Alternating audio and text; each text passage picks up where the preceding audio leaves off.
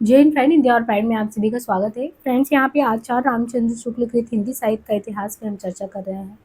और हमने जस्ट इसके पहले आधुनिक काल के वीडियो में आपको किस तरीके से आधुनिक काल को शुक्ल जी ने 4 प्रकरण में डिवाइड किया और 3 उत्थान काल में, जिसमें हमने पहला इनका जो कह सकते हैं कि पहला जो प्रकरण है, जैसे और में आप देखते हैं सामान्य परिचय रखा गया है। इस तरीके से इन्होंने प्रकरण 1 को पुरानी काव्यधारा के संबंध में बात की है और पूरा आपको परिचय दिया है कि कैसे जो है जो काव्य की भाषा में ब्रज कैसे प्रतिष्ठित था, बाद में कुछ-कुछ रूप में आपको हिंदी कैसे मिला और हिंदी और उर्दू को लेके किस तरीके से विवाद बना रहा, बाद में कैसे अंग्रेज वर्नाकुलर लैंग्वेज के रूप में हिंदी को प्रतिष्ठापित करने की तरफ आगे बढ़े, किन-किन लोगों ने प्रयास किया, वो संपूर्ण जानकारी आपको प्रकरण 1 में दिया है।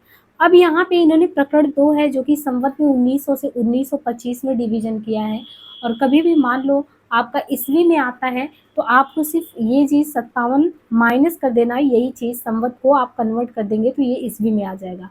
तो प्रकरण 2 का नाम इन्होंने रखा है, गद्य में जाके देखेंगे तो गद्य साहित्य का आविर्भाव।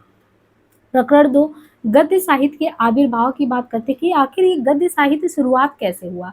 आपको इसमें यही पढ़ना है कि गद्य साहित्य की शुरुआत कैसे हुई। तो कहते हैं कि किस प्रकार हिंदी के नाम से नागरी अक्षर में उर्दू ही लिखी जाने लगी। किस प्रकार से हिंदी के नाम से नागरी अक्षर में उर्दू ही लिखा जाने लगा था, इसकी चर्चा बनारस अखबार के संबंध में हम कर लिए। बनारस अखबार हमने कहा ना निकाला गया और ऐसा लगे कि हिंदी के बारे में निकाला जा रहा है, लेकिन वो दरअसल हिंदी था ही नहीं। उसमें ज़्यादातर पुट आप देखते हैं बनारस अखबार में उर्दू का ही था, बस नाम था हिंदी का। आगे कहते हैं कि संवत 1913 की बात है, अर्थात बल्वे के 1 वर्ष पहले राजा शिव प्रसाद शिक्षा विभाग में इंस्पेक्टर हुए। शिक्षा विभाग में इंस्पेक्टर होने का मतलब कि बहुत बड़े पद पे होना, सारी चीज़ों का जांच का दायरे से लेकर सब कुछ वही होना। तो कहते हैं कि बनारस अखबार निकाला गया था इसीलिए कि थोड़ा हिंदी का पुट देखने को मिलेगा, लेकिन बेसिकली नागरी लिपि में देखें तो वो उर्दू का ही एक स्वरूप था। लेकिन बल्वे के 1 वर्ष पहले तो यानी 1913 के आसपास की बात है, शिक्षा विभाग के पद पे जब इंस्पेक्टर के पद पे शिव प्रसाद आसीन हुए, पद पे नियुक्त किए, उस समय कह रहे थे कि दूसरे जो विभाग थे उन विभागों के समान जो शिक्षा विभाग था उसमें भी मुसलमानों का जोर था। यानी जैसे अलग अलग विभाग होते हैं, हर एक पे पदस्थ थे उस समय मुस्लिम लोग बहुत ज़्यादा, और जिनका जोर होगा वो ऐसे साफ साफ पहले कहते थे कि उर्दू जो है मुस्लिम की भाषा है और हिंदी जो है हिंदुओं की है। इस तरीके से डिवीजन चल रहा था पूरे समाज में। तो जब अच्छे पद पे मुस्लिम है तो हिंदी कैसे आ गया। कहते हैं कि मुसलमानों का जोर था और इनके मन में भाखापन का डर बराबर समाया रहता था।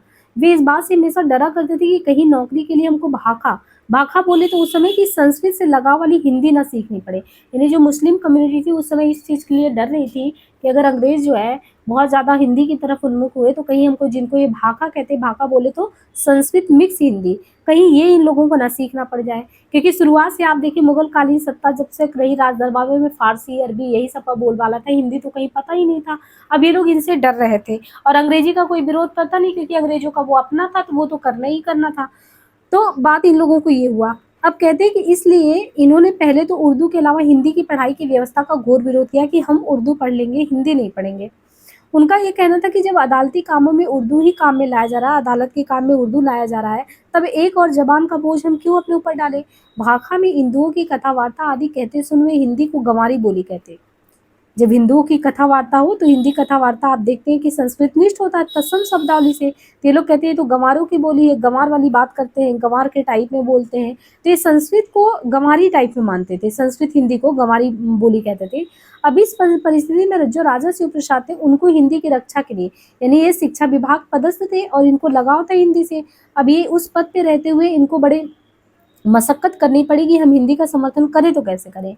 हिंदी का सवाल जब आता तब मुस्लिम उन्हें मुश्किल जुबान कहकर विरोध करते कि यानी मुश्किल जुबान। अतः राजा साहब के लिए उस समय बहुत बड़ी चुनौती थी, संभावना कहीं दिख नहीं रही थी। जहाँ तक हो सके ठेठ हिंदी का आश्रय लिया जाए, जिसमें ठेठ हिंदी में क्या होता है, कुछ फारसी अरबी के चलते शब्द भी आ जाते हैं। तो उस समय साहित्य के कोर्स के लिए कोई पुस्तक भी नहीं था हिंदी में। तो राजा साहब ने कहा कि हम स्वयं कोई पुस्तकें हम खुद तैयार करेंगे। तो स्वयं तो वो पुस्तक तैयार करने में लग गए शिव प्रसाद, और पंडित श्रीलाल और पंडित वंशीधर आदि अपने कई मित्रों को भी उन्होंने कहा कि तुम भी पुस्तक लिखो। श्रीलाल को, वंशीधर को, और राजा साहब ने पाठ्यक्रम में उपयोगी कई कहानियां आदि लिखी, जैसे राजा भोज का सपना है। अब देखिए यहीं से आपको ये समझना होगा कि कैसे-कैसे हिंदी जो आज हम खड़ी बोली के रूप में प्रतिष्ठापित, उसके पीछे बहुत बड़ी चुनौती रही है।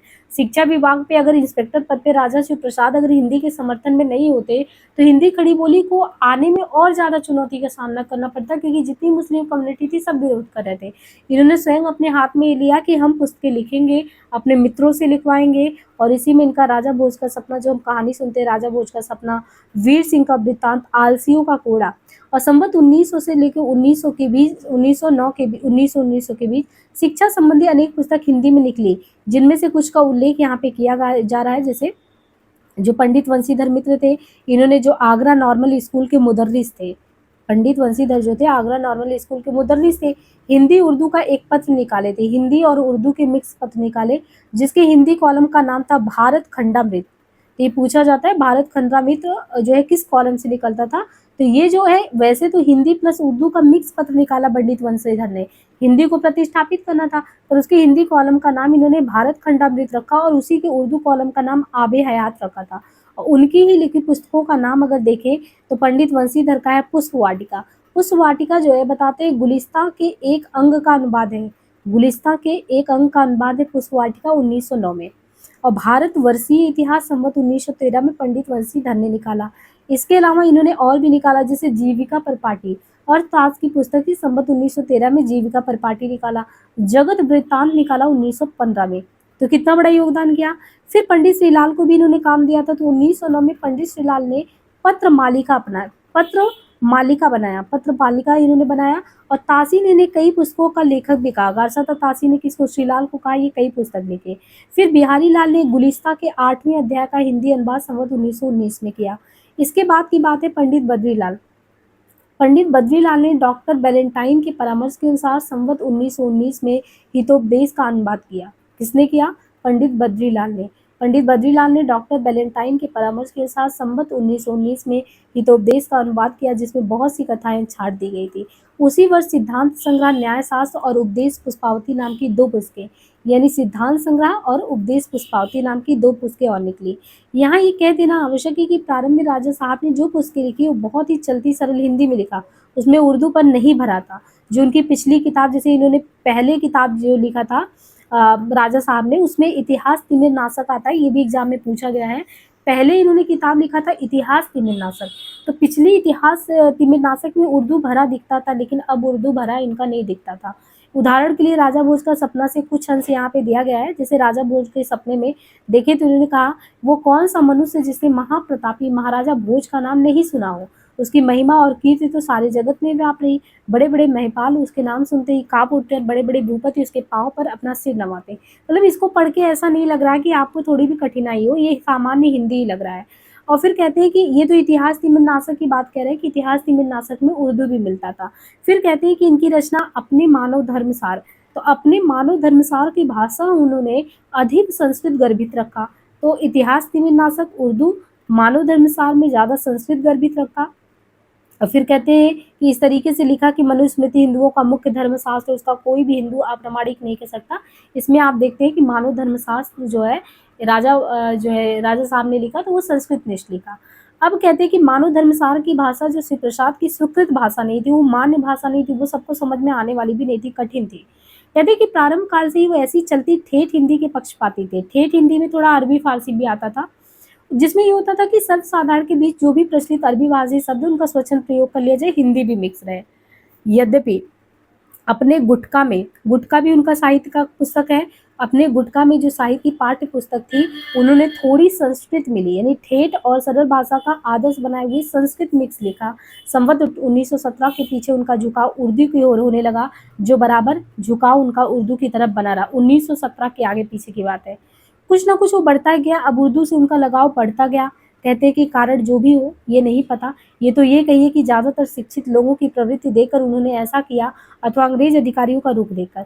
अधिकतर लोग शायद पिछले कारणों को ही ठीक समझेंगे। जो भी हो, 1917 के बाद जो इतिहास है, भूगोल आदि की जो भी पुस्तक राजा साहब ने लिखी, उनकी भाषा बिल्कुल उर्दू पर लिए है। इतिहास तिमिर नाशक भाग 2 की अंग्रेजी भूमिका में जो संवत 1864 की लिखी है, राजा साहब ने साफ लिखा कि मैंने बैताल पचीसी की भाषा का अनुकरण किया है। I may be proud to be saying a few words here to those who always opt to exclusion of Persian words. even those which have become our household words from our Hindi bools and used in their state Sanskrit words quit out place and fashion of those coarse expression which can be tolerated only among a rustic people. I have adopted to certain extent the language of the battle जो है उन्होंने अपना ये बताया कि किस तरीके से हमने बैताल पच्चीसी जो है उसकी भाषा का अनुकरण किया। तो ओजी शुक्ल जी भी कहते हैं कि शुरुआत में तो ये इंस्पेक्टर के पद पे रहे और इन्होंने अगर हिंदी का समर्थन नहीं किया होता तो शुरुआत में शायद बहुत ज़्यादा वैसे ही चुनौती थी और भी चुनौती बढ़ जाती। पर शुरुआती दिनों में इन्होंने हिंदी संस्कृत का भी समर्थन किया, हिंदी का भी किया। 1917 के बाद ऐसा क्या हुआ ये किसी को नहीं पता, लेकिन हाँ इनका रुख जो है इसके बाद जो है राजा शिव प्रसाद का वो बदलता गया और उर्दू की तरफ इनका झुकाव बढ़ता गया। अब आगे कहते हैं कि लल्लू लाल जी के प्रसंग में ये बताया जा चुका है कि बैताल पच्चीसी की भाषा बिल्कुल उर्दू है और इन्होंने कहा कि हमने किसको अनुकरण किया है, बैताल पच्चीसी को किया है। बैताल पच्चीसी यहाँ पे बताया जा रहा है कि लल्लू लाल ने जो बैताल पच्चीसी लिखा था वो बिल्कुल क्लियर वो उर्दू में था और राजा साहब ने साफ कह दिया कि राजा साहब ने अपने इस उर्दू वाले पहले सिद्धांत का भाषा का इतिहास नामक जिस लेख में निरूपण किया वही उनकी उस समय की भाषा का एक खास उदाहरण है और उन्होंने साफ साफ कहा हमने यही उर्दू वाला बैताल पच्चीसी जो लल्लू लाल का उसी का अनुकरण किया। अब शुक्ल जी का ये कहना है कि हम लोगों को जहाँ तक बन पड़े चुनने में उन शब्दों को लेना चाहिए जो कि आम फहम और खासमंद हो, यानी लोगों को समझ में आए, लोगों को पढ़ने में समझ में आए, आलिम फाजिल पंडित विद्वान की बोलचाला में छोड़े नहीं गए और जहाँ तक बन पड़े हम लोगों को हरगिज गैर मुल्क के शब्द काम में नहीं लाने चाहिए और ना संस्कृत की टकसाल को कायम करना चाहिए, है ना। और ये कहते हैं कि ये जो भी अच्छा नहीं है, कविताई की जरूरत है, इल्मी जरूरत है, कोई खास जरूरत साबित हो। भाषा संबंधी जिस सिद्धांत का प्रतिपादन राजा साहब ने किया था उसके अनुकूल यही भाषा कहाँ तक ठीक है पाठक आप समझ सकते हैं। आम फहम खास पसंद इल्मी जरूरत है तो जनता के बीच प्रचलित शब्द कदापि नहीं है। आप कभी बोलते हैं किसी को आम फहम खास पसंद इल्मी, ये तो वैसे भी सामान्य चीजें नहीं है। और कहते हैं कि फारसी के आलिम फाजिल चाहे ऐसे शब्द बोलते हो जो फारसी के हो, पर संस्कृत हिंदी के पंडित विद्वान तो ऐसे शब्दों से कोसों दूर रहते हैं। कोई भी देश का साहित्य का संबंध उस देश की संस्कृति और परंपरा से होता है, अतः साहित्य की भाषा उस संस्कृति का त्याग करके नहीं चल सकती। भाषा में जो भी रोचकता है, शब्दों में जो सौंदर्य का भाव होता है वो वहाँ की देश की प्रकृति के अनुसार होता है। इस प्रवृत्ति के निर्माण में जिस प्रकार देश के प्राकृतिक रूप रंग आचार व्यवहार आदि का योग होता रहा है उसी प्रकार परंपरा से चले आते हुए साहित्य का भी संस्कृत शब्दों में थोड़े बहुत मेल से भाषा का जो रुचिकर साहित्यिक रूप हजारों वर्षों से चला आता है उसके स्थान पे एक विदेशी रूप रंग की भाषा गले में उतरना देश की प्रकृति के विरुद्ध था। एक प्रकृति विरुद्ध भाषा खटकी तो बहुत लोगों को होगी, पर असली हिंदी का नमूना लेकर उस समय राजा लक्ष्मण सिंह ही आगे बढ़े। अब देखिए राजा सितारे हिंद की जो राजा साहब सितारे हिंद थे उनकी बात यहाँ पे समाप्त होती है। अब यहाँ पे राजा लक्ष्मण सिंह के बारे में कहते हैं कि जो असली हिंदू का नमूना उस समय लेके कौन चला, राजा लक्ष्मण सिंह। राजा लक्ष्मण सिंह आगे लेके चले। उन्होंने संवत 1918 में राजा लक्ष्मण सिंह ने प्रजा हितैषी नाम का एक पत्र निकाला। प्रजा हितैषी जो कि आगरे से निकाला उन्होंने 1918 में। 1919 में अभिज्ञान शाकुंतल का अनुवाद बहुत ही सरस और विशुद्ध हिंदी में प्रकाशित किया गया और इस पुस्तक की बड़ी प्रशंसा हुई। भाषा के संबंध में मानो फिर से लोगों की आंखें खुल गई हो। राजा साहब ने उस समय इस प्रकार की भाषा जनता के सामने रखी जैसे अनसुया हौले प्रियंवदा से सखी मैं भी इसी सोच विचार में हूँ, अब इससे कुछ पूछूंगी। महात्मा तुम्हारे मधुर वचनों के विश्वास में आकर मेरा जी ये पूछने को चाहता था। ये जो लिखा गया है ये लिखा गया है राजा लक्ष्मण सिंह के द्वारा और ये जो है हिंदी के रूप में है, मतलब खड़ी बोली के रूप में है। कहते हैं कि ये भाषा ठेठ और सरल होते हुए लेकिन साहित्य में चिरकाल व्यवहार संस्कृत के कुछ रसिक शब्द लिए हुए हैं। रघुवंश के गद्य के अनुवाद के प्राकथन में राजा लक्ष्मण सिंह ने भाषा के संबंध में अपने मत स्पष्ट किए। उन्होंने कहा कि हमारे मत में हिंदी और उर्दू दो बोली न्यारी न्यारी है। इन्होंने साफ साफ कहा, राजा लक्ष्मण सिंह ने किसी एक पक्ष का नहीं लिया। उन्होंने कहा हमारे विचार में तो हिंदी और उर्दू दो बोली है, एक नहीं है। हिंदी का अपना स्थान है, उर्दू का अलग है, दोनों बोली दोनों न्यारी न्यारी है। हिंदी जो है इस देश के हिंदू बोलते हैं और उर्दू यहाँ के मुसलमान और फारसी खड़े हुए हिंदुओं को बोलचाल की भाषा है। हिंदी में संस्कृत के पद बहुत आते हैं, उर्दू में अरबी फारसी के आते हैं, परंतु कुछ अवश्य नहीं है कि अरबी फारसी के शब्दों के बिना हिंदी ना बोली जाए और ना हम उस भाषा को हिंदी कहते हैं जिसमें अरबी फारसी के शब्द भरे हों। सही बात है, आपको हिंदी में संस्कृत देखने को मिल सकते हैं जैसे उर्दू में अरबी फारसी। आप दोनों को अलग अलग मानो, एक ही में सबको क्यों और क्यों हिंदी को बिल्कुल नीचे ही ले जाके कर दे रहे हो। कहते हैं कि अब भारत की देश भाषाओं के अध्ययन की ओर इंग्लैंड के लोगों का भी ध्यान अच्छी तरह जा चुका है। उनमें जो अध्ययनशील और विवेकी थे, जो अखंड भारतीय साहित्य परंपरा और भाषा परंपरा से अभिज्ञ हो गए थे, उन पर अच्छी तरह प्रकट हो गया है मत। उत्तरी भारत की असली स्वाभाविक भाषा का स्वरूप क्या है? इन अंग्रेज विद्वानों में फ्रेडरिक पिंकार्ट महोदय जो थे, फ्रेडरिक पिंकार्ट का स्मरण हिंदी प्रेमियों को सदा बनाए रखना चाहिए। अब ये कहते हैं कि आपको, जैसे गारसा तासी ने साफ-साफ कह दिया था 1927 के भाषण में, मैं तो उर्दू का पक्षधर हूँ और सैयद जो है सैयद अहमद खां का समर्थन करता हूँ।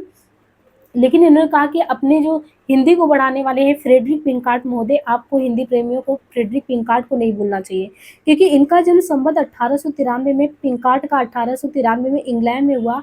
उन्होंने प्रेस के कामों का बहुत अच्छा अनुभव प्राप्त किया, प्रेस का। और अंत में फ्रेडरिक जो थे लंदन की प्रसिद्ध एलन एंड कंपनी के विशाल छापे खाने के मैनेजर हो गए। वहीं वे अपने जीवन के अंतिम दिनों के पहले तक शांतिपूर्वक भारतीय साहित्य और भारतीय जनहित के लिए बराबर उद्योग करते रहे। तो इन्होंने कितना बढ़िया काम किया।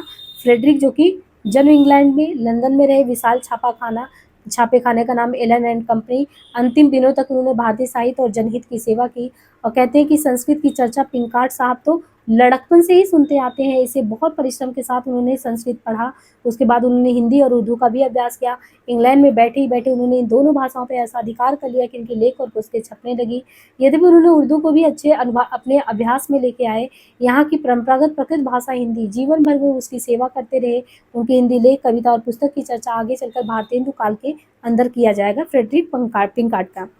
संवत 1947 में उन्होंने उपयुक्त एलन कंपनी से संबंध तोड़कर गिलबर्ट एंड रिविंगटन कंपनी, वहाँ पे वो आगे और व्यवसाय कार्यालय में पूर्वीय मंत्री नियुक्त हुए। उस कंपनी की ओर से एक व्यापार पत्र निकलता था।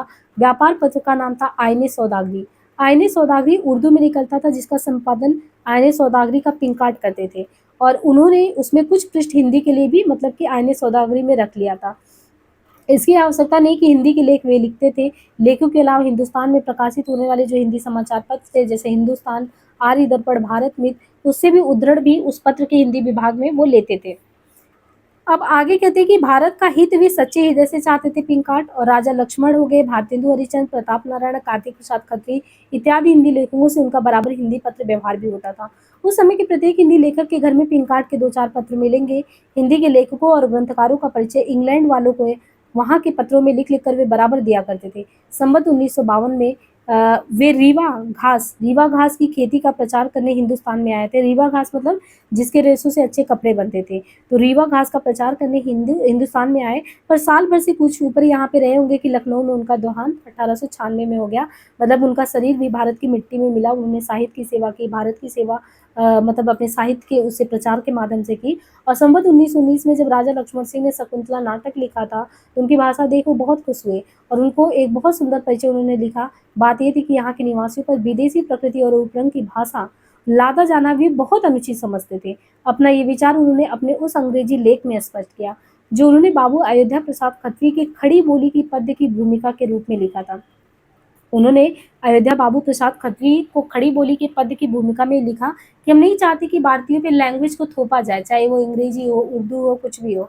उन्होंने लिखा कि जो फारसी मिक्स हिंदी है, अर्थात उर्दू या हिंदुस्तानी, इसको अदालती भाषा बनाए जाने के कारण उसकी बड़ी उन्नति तो हुई, इससे साहित्य की एक नई भाषा भी खड़ी हो गई। पश्चिमोत्तर प्रदेश के निवासी जिनकी यह भाषा कही जाती है, इसे एक विदेशी भाषा की तरह स्कूलों में सीखने के लिए विवश किए जाते। पहले भी कहा जा चुका है कि शिव प्रसाद ने उर्दू की ओर झुकाव हो जाने पर भी साहित्य की पाठ्य पुस्तक गुटका, जो शिव प्रसाद थे, जब उनका झुकाव और लगाव उनका उर्दू की तरफ हो गया, फिर भी उन्होंने जो गुटका लिखा था उसमें भाषा का आदर्श हिंदी ही रखा था। वो तो गुटका में उन्होंने राजा भोज का सपना, रानी केतकी की कहानी के साथ लक्ष्मण सिंह के शकुंतला नाटक का भी बहुत सा अंश रखा। और पहला गुटका शायद संवत 1924 में ही प्रकाशित हुआ था। संवत 1919 और 1924 के बीच कई संवाद पत्र हिंदी में निकले। प्रजा हितैषी का भी उल्लेख हो चुका है। संवत 1920 की बात है, कहते हैं कि लोकमित्र नाम का एक पत्र ईसाई धर्म प्रचार के लिए आगरे सिकंदरे से निकला था, लोकमित्र करके, जिसकी भाषा भी शुद्ध हिंदी थी। लखनऊ से जो अवध अखबार निकलता था, उर्दू निकलने लगा था, उसके कुछ भाग भी हिंदी के लेख के लिए रहते। जिस प्रकार इधर संयुक्त प्रांत में, संयुक्त प्रांत मतलब उस समय का उत्तर भारत का जो भी था, जहाँ जहाँ हिंदी बोली जाती थी, वहाँ पे राजा शिव प्रसाद शिक्षा विभाग में रहकर हिंदी की किसी न किसी रूप में रक्षा तो कर ही रहे थे। उसी प्रकार पंजाब में जैसे शिव प्रसाद संयुक्त प्रांत में रक्षा कर रहे थे, वैसे पंजाब में बाबू नवीन चंद वो कर रहे थे। संबत 1920 से लेकर 37 के बीच बाबू नबीन जो है अलग अलग विषयों की बहुत सी हिंदी पुस्तकें तैयार की और दूसरों से तैयार करवाया। ये पुस्तकें बहुत दिनों तक वहाँ कोर्स में रही। पंजाब में जो स्त्री शिक्षा का प्रचार करने वाले थे उनमें कौन थे? बाबू नवीन चंद्र राय महाशय। शिक्षा के प्रसार के साथ साथ समाज सुधार आदि के उद्योग में भी परस्पर वो साथ आए। ईसाइयों के प्रभाव को रोकने के लिए किस प्रकार बंगाल में ब्रह्म समाज की स्थापना हुई थी और राजा राम मोहन राय ने हिंदी के द्वारा भी उसके प्रचार की व्यवस्था की, इसका उल्लेख पहले हो चुका है। नवीन चंद्र ने ब्रह्म समाज के सिद्धांतों के प्रचार के उद्देश्य से समय समय पर कई पत्रिकाएं भी निकाली। संवत 1924 में जो नवीन चंद्र है इनका ज्ञान प्रदायिनी पत्रिका निकला था। ज्ञान प्रदायिनी पत्रिका निकली जिसमें शिक्षा संबंधी तथा साधारण ज्ञान विज्ञानपूर्ण लेख भी इसको कहते हैं। यहाँ पर ये कह देना जरूरी है कि शिक्षा विभाग द्वारा जिस हिंदी गद्य के प्रचार में ये सहायक हुए वे शुद्ध हिंदी गद्य था। हिंदी को उर्दू के झमेले में पढ़ने से ये सदा बचाते रहे। कौन? नवीन। हिंदी की रक्षा के लिए इन्हें उर्दू के पक्षपातियों से उसी प्रकार लड़ना पड़ता था बाबू नवीन को जिस प्रकार यहाँ राजा शिव प्रसाद को। विद्या की उन्नति के लिए लाहौर में अंजुमन लाहौर नाम की एक सभा भी स्थापित हुई। यानी विद्या की उन्नति के लिए लाहौर में एक अंजुमन लाहौर नाम का एक सभा भी स्थापित हुआ। संवत 1923 के अधिवेशन में किसी सैयद हादी हुसैन खान ने एक व्याख्यान देकर उर्दू को ही देश में प्रचलित होने के योग्य कहा। उस सभा की दूसरी बैठक में नवीन बाबू ने खान साहब के व्याख्यान का पूरा खंडन करते हुए कहा, उर्दू के प्रचलित होने से देशवासियों को कोई लाभ नहीं होगा क्योंकि वो भाषा खास मुस्लिम की है। उसमें मुसलमानों ने व्यर्थ से बहुत अरबी फारसी के शब्द भर दिए हैं। पद्य या छंदोबद्ध रचना के भी उर्दू उपयुक्त नहीं है। हिंदी का ये वक्तव्य है कि ये अपनी परंपरागत भाषा की उन्नति करते चले। उर्दू में आशिकी कविता की अतिरिक्त किसी गंभीर विषय को व्यक्त करने की शक्ति है ही नहीं। यानी उर्दू में कह रहे हैं कि सिर्फ आशिकी यानी प्रेम वगैरह यही चीज व्यक्त करने के अलावा कुछ है ही नहीं। नवीन बाबू की इस व्याख्यान की खबर जैसे ही नवीन बाबू ने इस तरीके से कहा कि उर्दू में सिर्फ आशिकी को ही अभिव्यक्त किया जा सकता है, भैया ये खबर चारों तरफ फैल रही। अब सारे उर्दू वाले गुस्सा हो गए। नवीन बाबू की इस व्याख्यान की खबर पाकर इस्लामी तहजीब के पुराने हामी हिंदी के पक्के दुश्मन थे। हिंदी के पक्के दुश्मन के नाम से राशिद असासी वो फ्रांस में बैठे बैठे झल्लाए और एक प्रवचन में उन्होंने बड़े जोश के साथ कहा, हिंदी का विरोध और उर्दू का पक्षमंडन किया तथा नवीन बाबू को कट्टर हिंदू कहा ये तो कट्टर हिंदू है जो कह रहे हैं कि हमारे उर्दू में सिर्फ जो है आशिकी लड़ाने के अलावा कुछ नहीं है। अब ये फ्रांसीसी हिंदी से इतना चिढ़ने लगे थे कि इनका मूल पर ही उन्होंने कुठाराघात करना चाहा और वीम साहब ठर ठमऊ के हवाले देते हुए कह डाला कि हिंदी तो एक पुरानी भाषा थी जो संस्कृति बहुत पहले प्रचलित थी। आर्य ने आकर उसका नाश किया और जो बचे कुछ शब्द रह गए उनकी व्युत्पत्ति भी संस्कृत से सिद्ध करने का रास्ता निकला। इसी प्रकार जब जहाँ कहीं हिंदी का नाम लिया जाता तासी बुरे ढंग से विरोध करते और झल्ला जाते। सर सैयद अहमद की बात है तो सर सैयद अहमद खान अंग्रेज अधिकारी पर कितना प्रभाव था ये पहले ही हम बता चुके हैं। संवत 1925 में इस प्रांत के शिक्षा विभाग के अध्यक्ष के हवाले द्विड़मन साहब ने ये कुछ है डड़मन साहब करके साहब ने अपनी राय जाहिर की है कि अधिक अच्छा होता कि यदि हिंदू बच्चों को उर्दू सिखाई जाती, ना कि एक ऐसी बोली में विचार प्रकट करने का अभ्यास कराया जाता जिसे अंत में एक दिन उर्दू के सामने सिर झुकाना पड़ेगा। तो ये कौन वहाँ से आए? इन्होंने भी उर्दू का समर्थन किया। इस राय को तासी ने बड़ी खुशी के साथ में प्रवचन में शामिल किया कि इस प्रकार इलाहाबाद इंस्टीट्यूट का एक अधिवेशन है संवत 1925 जब ये विवाद हुआ कि देसी जबान हिंदी को माने या उर्दू को, तब हिंदी के पक्ष में कई वक्ता उठकर बोले थे। उन्होंने कहा अदालतों में उर्दू जारी होने का फल ये हुआ कि ज़्यादातर जनता विशेषतः गांव की जो उर्दू है उससे सर्वथा अपरिचित है, बहुत कष्ट उठाती है। इससे हिंदी का जारी होना बहुत जरूरी है। बोलने वालों में से किसी ने कहा केवल अक्षर नागरिक ही रहे और कुछ लोगों ने कहा भाषा भी बदलकर सीधी सादी की जाए। पर गारसा दत्तासी ने हिंदी के पक्ष में बोलने वालों का मजाक उड़ाया। उसी काल में इंडियन डेली न्यूज का एक लेख था, उसमें हिंदी प्रचलित किए जाने की आवश्यकता दिखाई दी। यानी इंडियन डेली न्यूज ने कहा कि नहीं, अब हमें समाज में हिंदी प्रचलित करने की जरूरत है। फिर उसका जवाब देने के लिए तासी फिर सबके सामने आके खड़े हुए और अवध अखबार में जब एक बार हिंदी के पक्ष में लेख छपा था तो उन्होंने उसके संपादक की राय का जिक्र करते हुए कहा हिंदी को एक भद्दी बोली। तासी ने कहा जब अवध अखबार में हिंदी के समर्थन में लेख निकला तो भद्दी बोली किसने कहा था? तब भी तासी खड़े होकर इसको भद्दी बोली कहे और कहे जिसके अक्षर भी देखने में सुडौल नहीं लगते, यानी हिंदी के। तो इस तरीके से लड़ाई झगड़ा उस समय बहुत तगड़ा चल रहा था। फिर कहते हैं कि शिक्षा के आंदोलन के साथ ही ईसाई मत का प्रचार रोकने के लिए मतांतर संबंधी आंदोलन देश के पश्चिमी भागों में चल रहे थे। पैगंबरी एकेश्वरवाद की ओर नव शिक्षित लोगों को खींचते देख स्वामी दयानंद सरस्वती वैदिक एकेश्वरवाद लेकर खड़े हुए। संवत 1920 से उन्होंने अनेक नगरों में घूम घूम कर व्याख्यान दिया। कहने की जरूरत नहीं कि व्याख्यान देश में बहुत दूर तक प्रचलित साधु हिंदी भाषा में ही होते थे। स्वामी जी ने अपना सत्यार्थ प्रकाश तो हिंदी या आर्य भाषा में प्रकाशित ही किया और वेदों के भाष्य भी संस्कृत और हिंदी दोनों में किए। स्वामी जी के अनुयायी हिंदी को आर्य भाषा कहते थे। हिंदी को क्या कहते स्वामी जी के अनुयायी? आर्य भाषा। स्वामी जी ने संवत 1922 में आर्य समाज की स्थापना की और जब आर्य समाजियों के लिए हिंदी या आर्य भाषा का पढ़ना आवश्यक ठहराया गया, संयुक्त प्रांत के पश्चिमी जिले और पंजाब में भी आर्य समाज के प्रभाव से हिंदी बहुत तेजी से फलने फूलने लगा। पंजाबी बोली में लिखित साहित्य न होने से और मुसलमानों के बहुत अधिक संपर्क में पंजाब वालों की लिखने पढ़ने की भाषा उर्दू हो रही थी। आज जो पंजाब में हिंदी की पूरी चर्चा सुनाई देती इन्हीं की बदौलत है। संवत 1920 के लगभग ही विलक्षण प्रतिभाशाली श्रद्धाराम फिलौरी थे। तो ये कौन थे? श्रद्धाराम फिलौरी के बारे में कि 1920 के लगभग ही विलक्षण प्रतिभाशाली जो विद्वान श्रद्धाराम फिलौरी, उनके व्याख्यानों और कथाओं की धूम भी पंजाब में खूब हुई। जालंधर के पादरी थे गोकुलनाथ। जालंधर के पादरी गोकुलनाथ के व्याख्यानों के प्रभाव से कपूरथला नरेश थे महाराज रणबीर सिंह। कपूरथला नरेश रणबीर सिंह ईसाई मत की ओर झुके रहे थे। और पंडित श्रद्धाराम जी तुरंत संवत 1920 में कपूरथला पहुंचते हैं और उन्होंने महाराज के सब संशयों का समाधान किया। किसने? श्रद्धाराम ने जाके जो महाराज है कपूरथला के रणबीर का, उनके सारी समस्या का समाधान किया। सब लोग बड़े मुग्ध हो गए। अब पंजाब में सब छोटे बड़े स्थान में घूमकर श्रद्धाराम जी ने उपदेश और वक्ताएं दी तथा रामायण महाभारत की कथा सुनाई। उनकी कथा सुनने के लिए लोग दूर दूर से आने लगे और आदमियों की भीड़ लगने लगी। उनके वाणी में अद्भुत आकर्षण होता, उनकी भाषा बहुत जोरदार होती।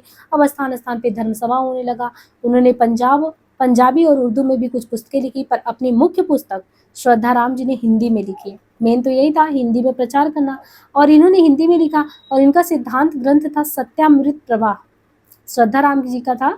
श्रद्धाराम जी ने जो अपना ये दिया, श्रद्धाराम फिलौरी ने सत्यामृत प्रवाह, बड़ी प्रौढ़ भाषा में सत्यामृत प्रवाह उन्होंने लिखा।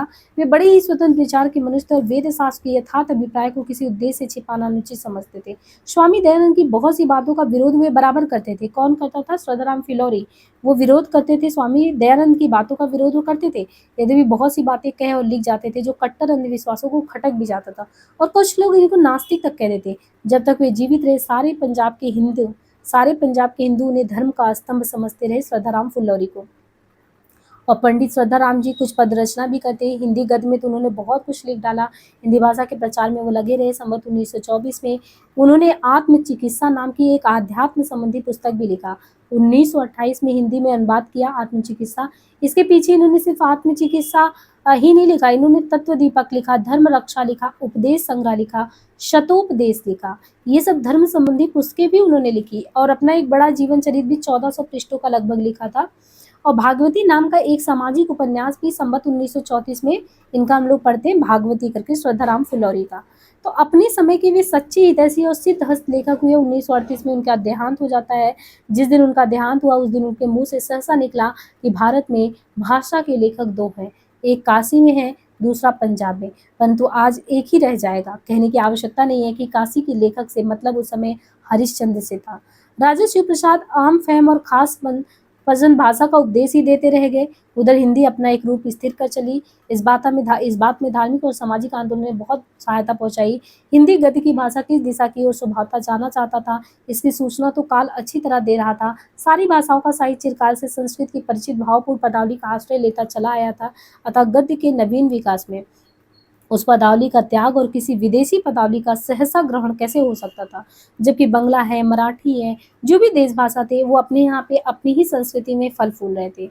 तो इस तरीके से अगर देखें तो सामान्य संबंध सूत्र को त्याग कर दूसरी देश भाषाओं से अपना नाता हिंदी कैसे तोड़ सकती थी, उनकी सगी बहन होकर एक अजनबी के रूप में उनके साथ वो कैसे चल सकती थी, जबकि यूनानी लैटिन के शब्द यूरोप के अलग अलग मूलों से निकली हुई देश भाषा के बीच एक प्रकार का साहित्यिक संबंध बनाए हुए थे।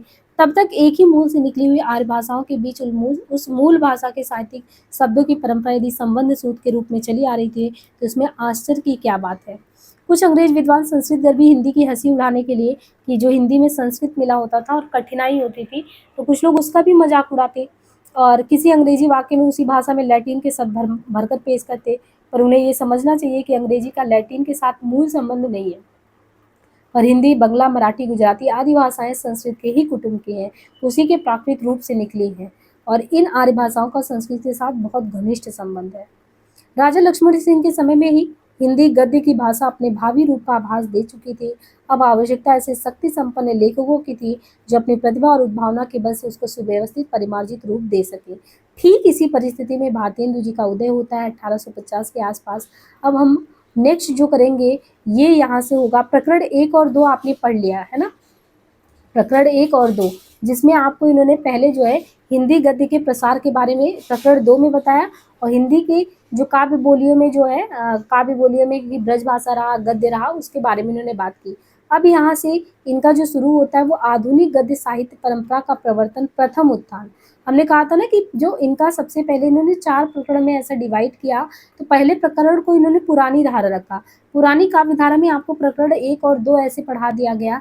अब मेन जो शुरू होगा प्रथम उत्थान काल, यानी हिंदी का उत्थान काल कब शुरू होता है, भारतेंदु जी से ही। अब देखिए राजा शिव प्रसाद ही जो भी चलाया, लक्ष्मण सिंह से ये कहते समाप्त होते होते जितने समाज सुधारक है, ईसाई धर्म में जितनी कंट्रोवर्शियल हिंदी को थी, सब पीछे छूट गया। 1925 को अगर आप ईस्वी में कन्वर्ट करेंगे तो 57 घटाएंगे और इससे ये ईस्वी में आ जाएगा। 1850 में आप देखते हैं भारतेंदु हरिश्चंद्र जी का जन्म हो चुका होता है, और फिर वो हिंदी में पदार्पण करते हैं, और बहुत ही कम आयु में 35 वर्ष का जीवन उनका मिला, लेकिन उसमें उन्होंने हिंदी को पूरी तरह समृद्ध कर दिया। तो यहाँ से हम लोग मूल रूप में क्या पढ़ेंगे, आधुनिक गद्य साहित्य परंपरा का प्रवर्तन, प्रथम उत्थान, प्रकरण 1, जिसमें गद्य का प्रवर्तन और गद्य कैसे आया उसका सामान्य परिचय। अब जितनी भी झगड़ा लड़ाई थी वो पीछे छूट गए। अब यहाँ से आप मूल रूप में जो हिंदी पढ़ते हैं वो पढ़ना है। तो मुझे उम्मीद है कि ये बहुत अच्छे से समझ में आ रहा होगा। आप बहुत अच्छे से शुक्ल जी के टॉपिक को इनसे अपनी हिंदी को क्लियर करते रहिए। और भी हम मूल टेक्स्ट गद्य विधा में कराने वाले हैं, फिर भाषा खंड का कराएंगे। फिर ऐसा हमने सोचा है कि भारतीय काव्य शास्त्र और पाश्चात्य काव्य शास्त्र की कोई मूल टेक्स्ट को अच्छे से टॉपिक टू टॉपिक करा दे। तो सब पे कराएंगे धीरे धीरे। बस आप सभी का प्यार मिलता रहे। आज के लिए इतना ही, धन्यवाद।